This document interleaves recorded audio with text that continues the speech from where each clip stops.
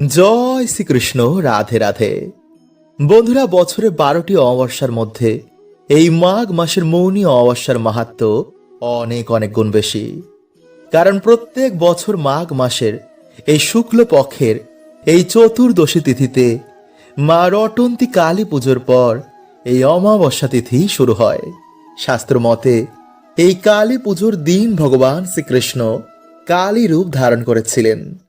এছাড়া আরেকটি মান্যতা অনুসারে সকল গোপীরা এই দিনে জানতে পারেন যে শ্রী রাধা রানী হচ্ছে আদি শক্তি। এছাড়া কিছু লোকের মান্যতা অনুসার এই চতুর্দশীর দিন দেবী ছিন্ন মস্তার আবির্ভাব হয়েছিল। তাই এই দিনে বিভিন্ন জায়গায় মা রটন্তী কালী পুজো বা কৃষ্ণ কালী পুজো করা হয় এবং এই পুজো হওয়ার পরের দিন পালন করা হয় মৌনী অমাবস্যা, যা এবছর বন্ধুরা 2026 সালে আগামী 17 জানুয়ারি শনিবার দিবাগত রাত 12টা 4 থেকে পরের দিন 18 জানুয়ারি রবিবার শেষ হয়ে মধ্যরাত মানে 19 জানুয়ারি সোমবার রাত 1:21 পর্যন্ত চলবে এই অমাবস্যা তিথি।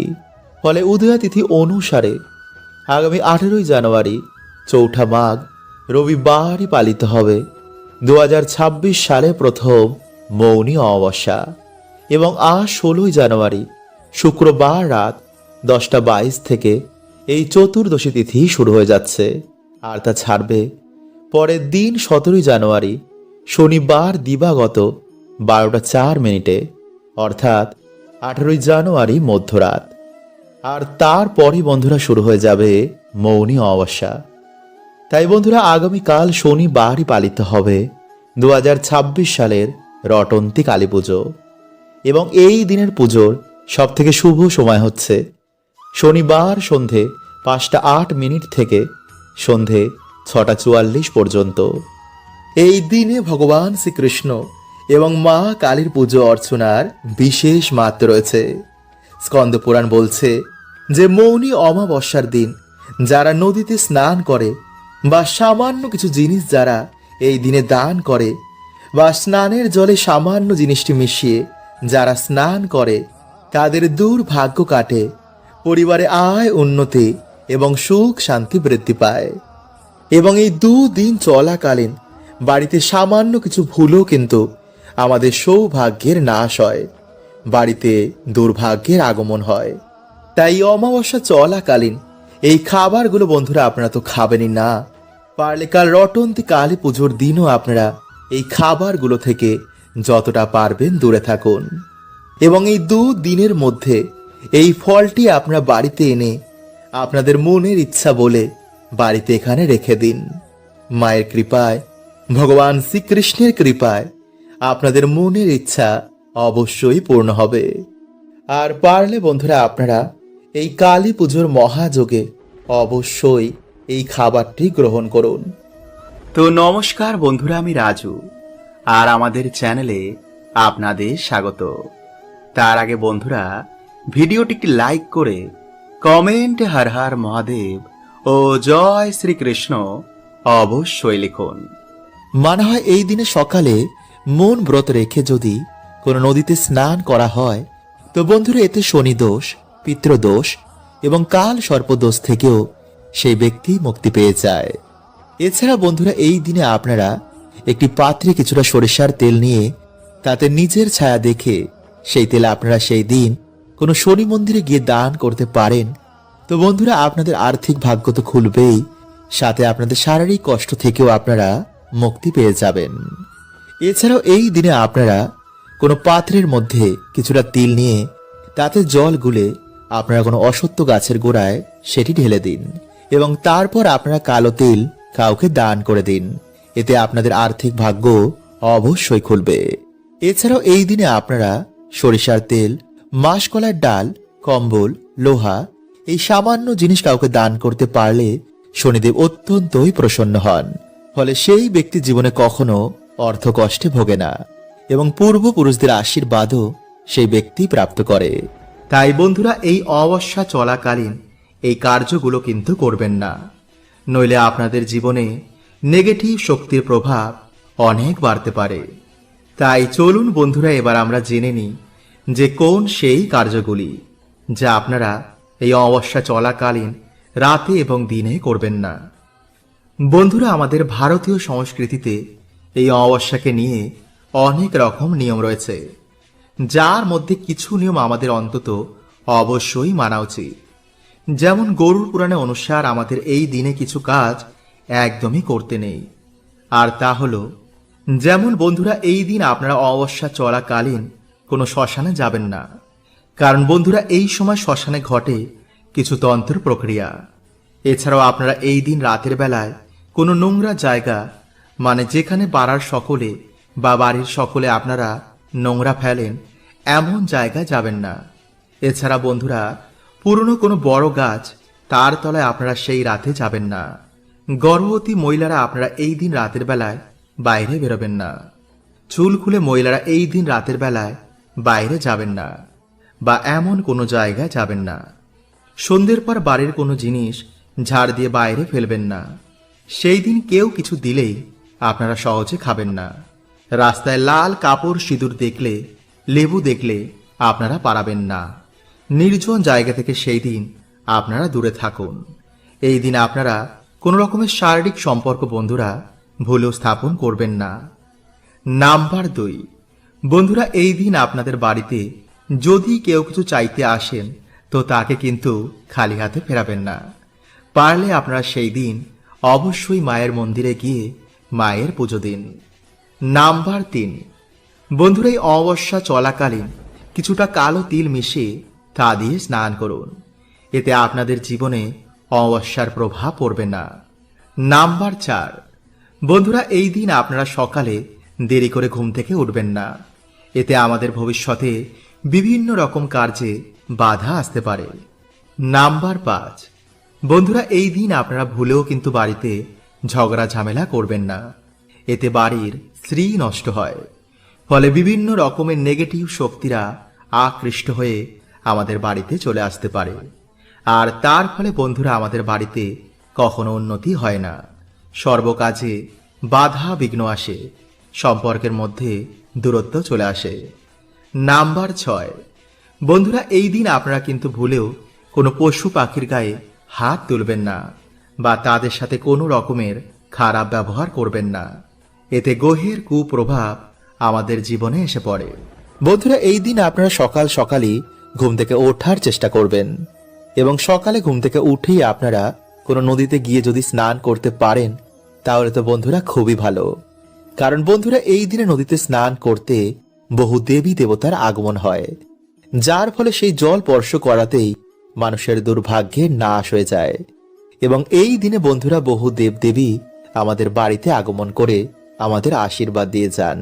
তাই এই দিন অবশ্যই কিন্তু আপনারা সকাল সকালে ঘুম থেকে উঠে ভগবানের নাম কীর্তন অবশ্যই করবেন, এবং কোনো নদীতে গিয়ে স্নান করতে ভুলবেন না। নাম্বার 2, বন্ধুরা, সেই দিন ঘুম থেকে উঠেই কিন্তু আপনারা কখনো নিন্দা, ঝগড়া, ঝামেলা, অশান্তি এগুলো করবেন না। কারণ বন্ধুরা এই দিন বাড়িতে এই কাজ করায় মা লক্ষ্মী গৃহ ত্যাগ করে দেন, যার ফলে বন্ধুরা আপনারা কখনো কিন্তু আপনাদের বাড়িতে সুখ, শান্তি, আর্থিক উন্নতি এগুলো দেখবেন না।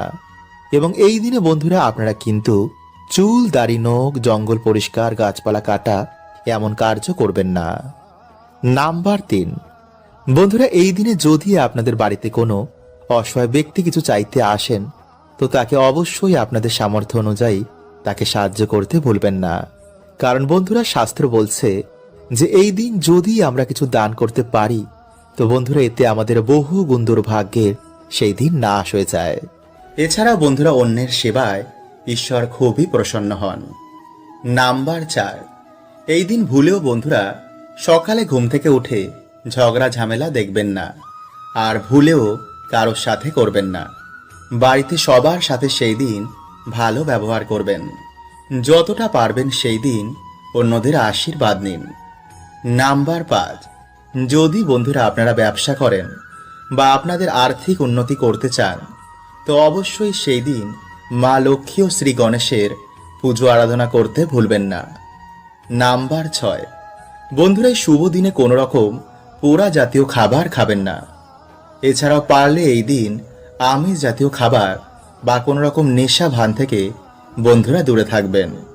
কারণ সেই দিন যদি আপনি বাড়িতে বা আপনার জীবনে পজিটিভ এনার্জির আগমন চান, তো অবশ্যই এই খাবার থেকে সেই দিন দূরে থাকবেন এবং পারলে সেই দিন নিরামিষ আহার বা পুজোর ভোগ গ্রহণ করবেন। নাম্বার 7, বন্ধুরা এই শুভ দিনে মা লক্ষ্মীর এই বিশেষ প্রিয় গাছগুলির মধ্যে যে কোনো একটি গাছ আপনারা বাড়িতে লাগাতে পারেন, যেমন নারকেল গাছ, সুপারি গাছ, কলা গাছ অথবা মানি প্লান্ট। বন্ধুরা এই গাছগুলিকে অত্যন্ত শুভ বলে মানা হয়। বাস্তুমতে এই গাছ যেই বাড়িতে থাকে সেই বাড়িতে সর্বদাই মা লক্ষ্মীর বাস হয়।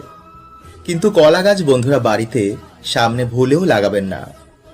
এছাড়াও এই শুভ একটি দিনে বাড়িতে তুলসী গাছ আপনারা লাগাতে পারেন। নাম্বার 8, সন্ধেবেলায় অবশ্যই একটি প্রদীপ তুলসী মঞ্চে অর্পণ করবেন। এতে আপনাদের জীবন আলোতে ভরে যাবে। তার আগে চলুন বন্ধুরা এবার আমরা জেনে নিই যে কিভাবে আপনারা মায়ের কাছে কাল আশীর্বাদ প্রাপ্ত করবেন। নাম্বার 1, বন্ধুরা মা খুব সহজেই ভক্তের ডাকে তিনি প্রসন্ন হয়ে যান। যদি ভক্তি সহকারে আপনারা যে কোনো একটি ফল এই অমাবস্যা চলাকালীন মায়ের মন্দিরে গিয়ে দান করতে পারেন এবং মায়ের মন্দিরে পুজো করতে পারেন, তো অবশ্যই বন্ধুরা কিন্তু আপনাদের মনোবাসনা এতে পূর্ণ হবে। আর যদি আপনাদের বাড়ির আশেপাশে কোনো মন্দির না থাকে, তবে কিন্তু আপনারা আপনাদের বাড়িতেই আপনাদের যে কোনো একটি প্রিয় ফল লাল কাপড়ে বেঁধে আপনাদের ঠাকুর ঘর বা সিংহাসনের পাশে সারা বছরের জন্য সেই ফলটি রেখে দেবেন। আর হ্যাঁ বন্ধুরা, এই ফল কিন্তু আজ থেকে 1 বছর অবধি ভুলেও কিন্তু মুখে তুলবেন না। মানে আপনি মানত করছেন যে আপনাদের মনোবাসনা পূর্ণ করার জন্য আপনারা এই ফল 1 বছরের জন্য ত্যাগ করলেন। এছাড়া বন্ধুরা আপনারা কালকের দিনে কোনো গরিব দুঃখীকে অবশ্যই কিছু দান করুন। যদি একদমই কিছু না হয় তো সামান্য একটি 1 টাকার কয়েন অবশ্যই দান করুন।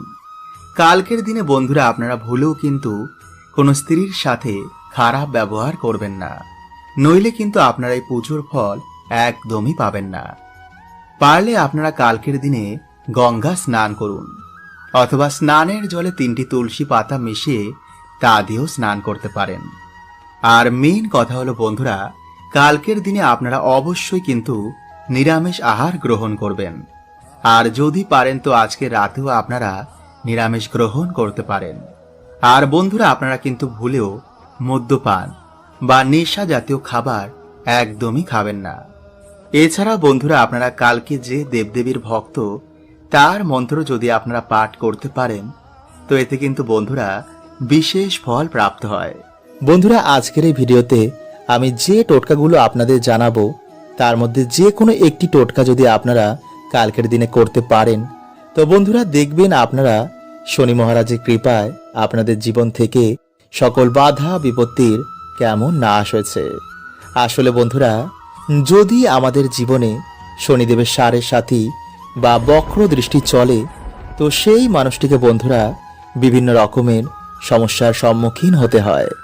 তাই বন্ধুরা আজকের এই ভিডিওতে আমরা জানব যে সমস্যা থেকে আপনারা কিভাবে বাইরে বেরোবেন এবং কোন লক্ষণগুলো দেখে আপনারা বুঝবেন যে আপনাদের ওপর শনিদেবের সাড়ে সাথী বা বক্র দৃষ্টি চলছে কিনা।